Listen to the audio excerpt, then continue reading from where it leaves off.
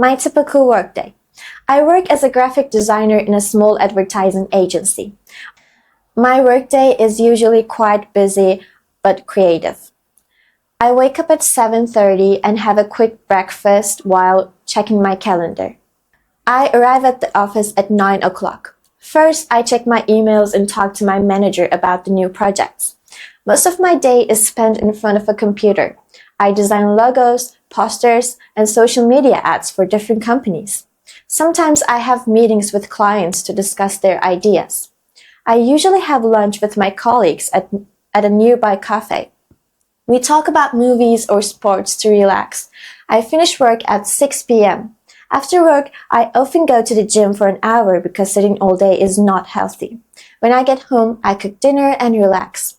I like my job because every day is different.